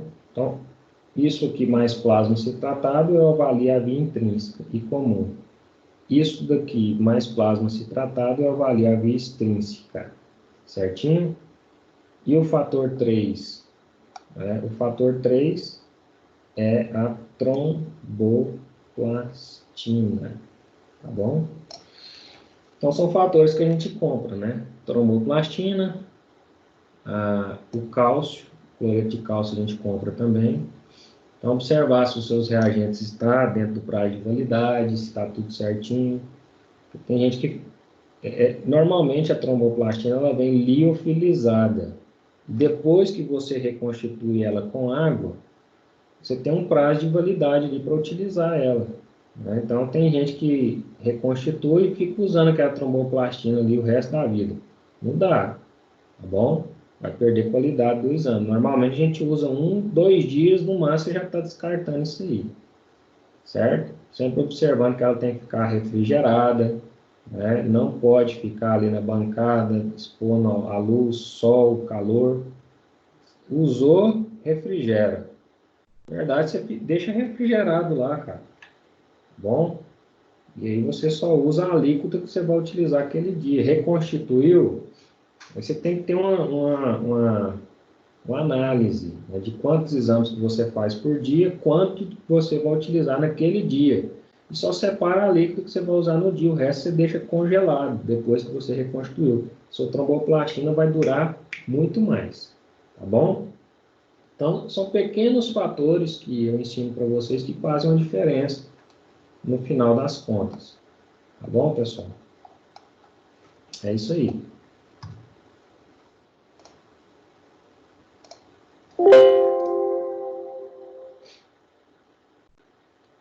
Ô, professor, Sim.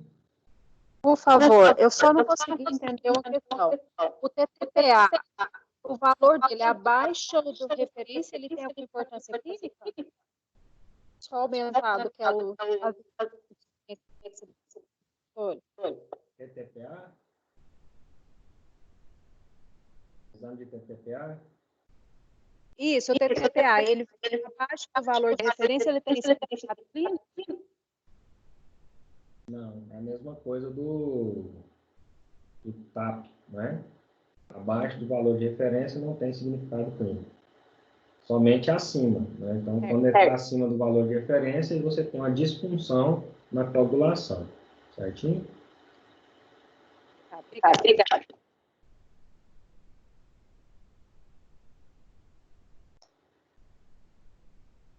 Vou pegar aqui o nosso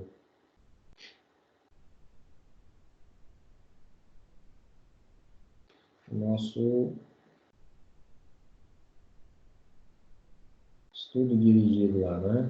De hematologia. Fazer alguns exercícios aqui, finalizando ele com louvor.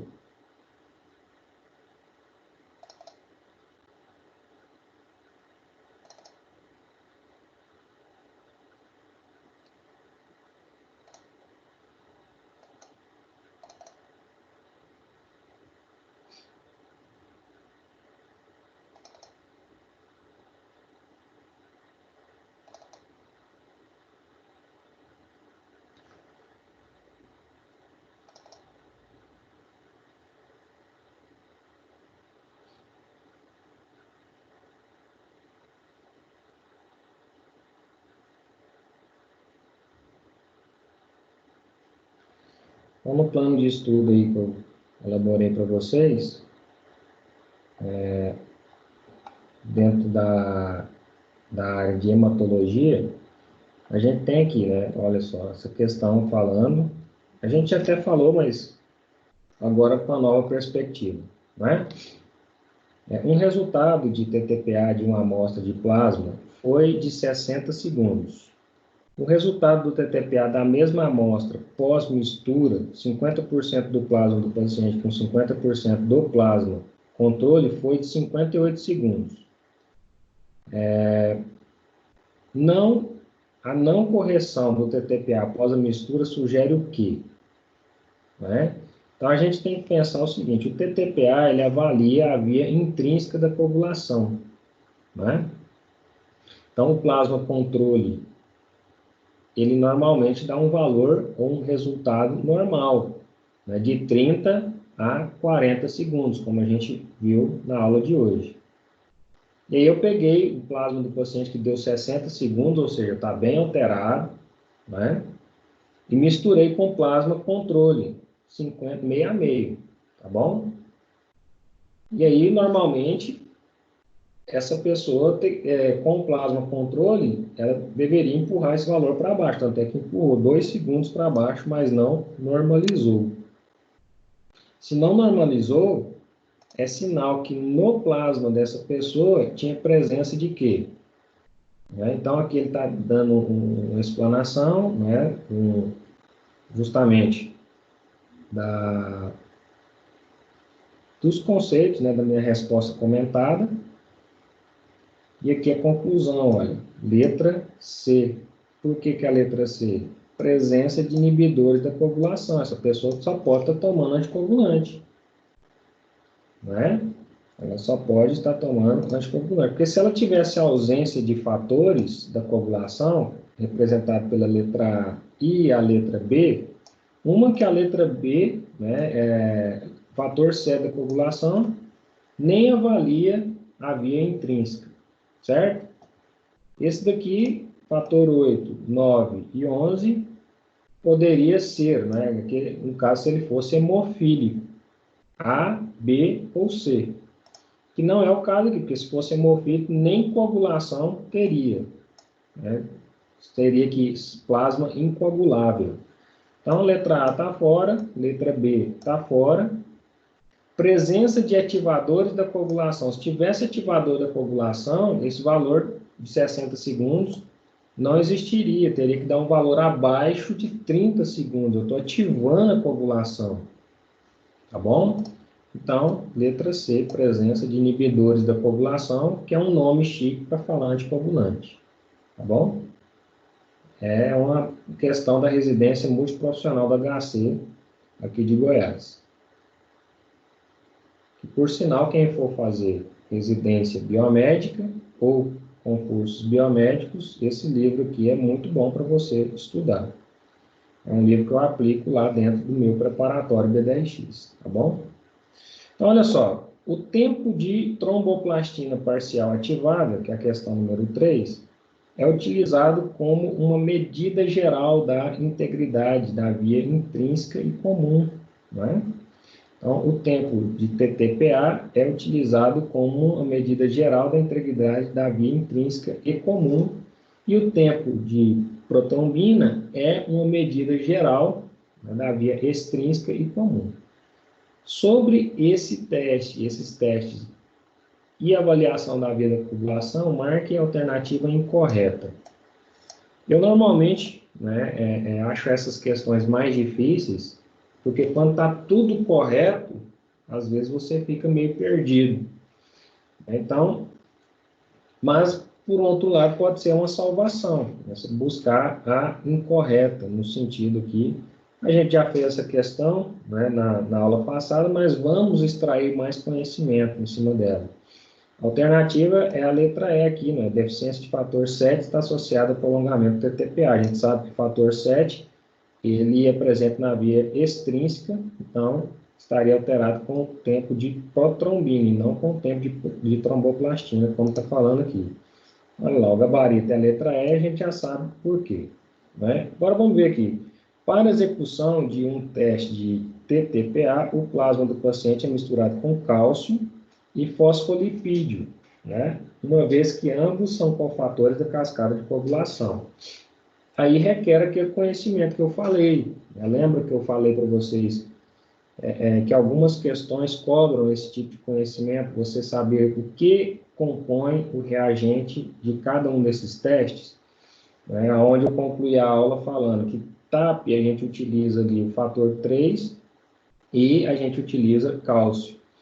E o TTPA a gente utiliza cefalina, que a cefalina, ainda falei lá, pode ser um cérebro de macaco, um cérebro de coelho, isso é cefalina, que nada mais é do que um fosfolipídio, certinho? Membrana, fosfolipídio de membrana, certinho? Então, a letra A está correta. São exemplos de ativadores da via intrínseca in vitro. Silica, caulin, selite. Lembra que lá na nossa aula, selite estava presente? Então, fica sabendo também que silica, caulin, selite ou ácido elágico são reagentes ativadores da via intrínseca. São exemplos de ativadores que estarão presentes no reagente de TTPA. Lá na nossa aula a gente viu o caulin junto com a cefalina, tá bom? Mas poderia ser silica, a gente viu selite com cefalina, mas poderia ser silica, caulin ou ácido elágico, certinho? É importante a gente agregar esse conhecimento ao que a gente já tem, né? Porque essas questões podem variar, certo? E nessa variação aí você pode ser a questão que te coloca para dentro ou que te deixa de fora do concurso, certinho? Então, analisar os exercícios é muito mais do que acertar ou errar, é entender por que acertou e indo questão por questão você agrega conhecimento. Letra C, para execução do TAP, o plasma do paciente é misturado com cálcio e tromboplastina, que é o fator 3, então está correto. E a D, a tromboplastina é um extrato de tecido, tal como o cérebro, né? A gente já viu no começo, rico de fosfolipídio e fator tecidual, certinho? Então, a letra D é isso também. Então, a única errada aqui mesmo é a letra E, visto que fator 7 não faz parte de via intrínseca, esse indivíduo extrínseco da população, por isso ele não pode ser mensurado pelo TTPA, e sim pelo TAP. Certinho? Esse aqui a gente viu na aula passada, quando a gente viu de hemostasia primária, falando de coagulação e plaquetas, certo? É uma questão de plaquetas. Argumentamos a questão do relox. Pronto. Encerramos aí os nossos exercícios, né? E aqui todo um estudo dirigido com exercícios de leucemia, de anemia, né? De plaquetas, de hemostasia secundária, para que você possa seguir os estudos. O que você tem que fazer agora? Estudar. É pegar a sua disciplina, a sua matéria, né? Pegar as aulas do professor Eden, que já foram postadas lá no AVA, e estudar uma a uma, fazer resumo, né? Fazer os exercícios propostos e se preparar para a nossa prova. Né? Nossa prova aí da semana que vem, não, né? Na próxima semana, em junho, certinho? A gente vai ter aí essa questão da avaliação, ok? A avaliação, ela vai ser uma avaliação aí também de forma presencial, não, de forma online, assim como foi a primeira VA. O que vai modificar nessa avaliação aí, gente, é justamente a questão de que ela é feita de 16 questões objetivas e 4 questões onde você vai ter que fazer aí a marcação de uma escrita, ou subjetiva, né? Uma pergunta e resposta, certinho? Vou ficando por aqui, então, né? Deixando aqui o cachorrão para vocês, beleza? Grande abraço aí, pessoal, fiquem todos com Deus, ok? E até semana que vem, onde a gente vem para fazer uma revisão geral, certinho? Sejam todos bem-vindos. Espero ter contribuído para vocês, né, no conhecimento da hematologia. Passei aí, né, é óbvio que a gente, quando vai especializar em hematologia, a gente passa anos especializando.